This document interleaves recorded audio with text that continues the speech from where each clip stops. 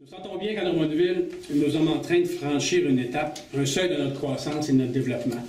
Notre croissance démographique ne se dément pas. Notre développement industriel continue et se diversifie encore.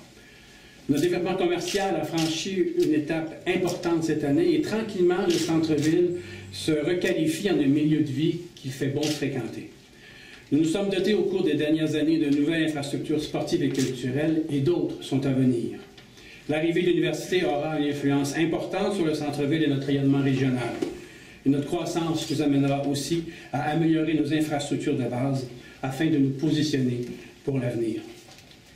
Continuer notre développement, ce sera un beau défi du prochain maire de Drummondville, parce que plus que jamais, désormais, Drummondville s'inscrit en capitale.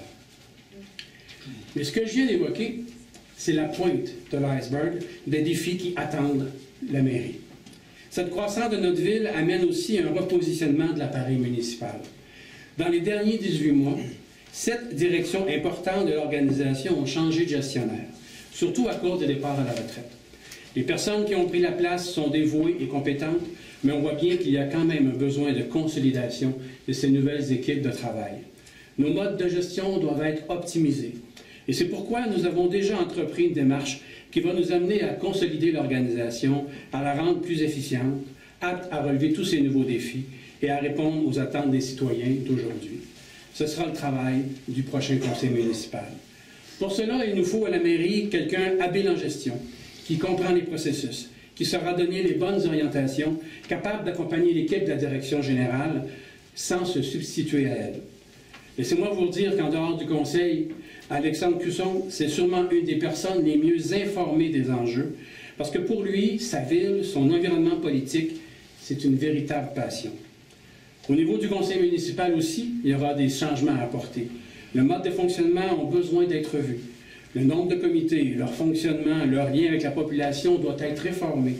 J'en profite pour saluer l'idée qu'Alexandre a proposée, qui fera en sorte que chaque comité sera appelé à rendre compte à la population de la nature de ses travaux.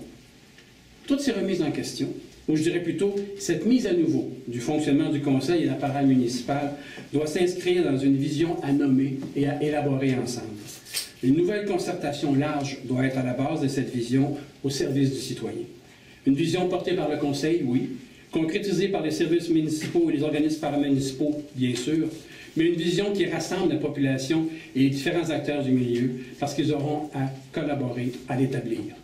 C'est déjà l'esprit qu'Alexandre a annoncé qu'il voulait insuffler à la ville, car un des éléments déjà portés haut et fort par Alexandre est le besoin de développer une meilleure culture d'information et de consultation par des modes de communication plus organiques. Le nouveau conseil comportera au moins 5 nouvelles personnes, dont le maire, et j'espère moi. Le premier défi de la mairie, ce sera de rassembler tous ces individus pour en faire une équipe qui n'aura qu'une priorité. Avoir Drummondville en tête et la garder en tête. Dans la culture actuelle, ce sera un réel défi et une opportunité. Rassembler les énergies autour d'une vision commune, former une équipe où chaque personne constituera à travailler ensemble au bien commun. Voilà un défi qui nécessite à la mairie quelqu'un qui veut rassembler, qui sait reconnaître les talents des autres et qui accepte de se laisser remettre en question. Alexandre est quelqu'un capable de relever ces défis-là. Il est capable d'être en lien avec les gens d'horizons politiques différents. Voilà un nouveau défi. S'assurer que les vieilles partisaneries politiques qui ont cristallisé les oppositions par le passé ne soient pas en train d'être remplacées par de nouvelles oppositions stériles et improductives. Il n'y a qu'un seul candidat à la mairie en ce moment. C'est parce que le défi est grand et vaste. Mais Alexandre est ouvert au débat. Les forums qu'il a proposés ce printemps en témoignent bien. Il est ouvert aux idées et aux propositions. Il proposera d'autres lieux d'échange. À ce moment-ci de la campagne, un candidat qui se présenterait et dont on n'aurait jamais entendu parler ferait lever chez moi bien des questions sur ses motivations profondes. Devenir maire de Drummondville est un grand défi qui demande beaucoup de sacrifices et qui se prépare de longue date. C'est le parcours qu'Alexandre a fait au cours des derniers mois. J'en suis témoin. Il saura relever les défis qui l'attendent au conseil et à la ville. J'ai hâte de dire Alexandre, mon ami, mon maire.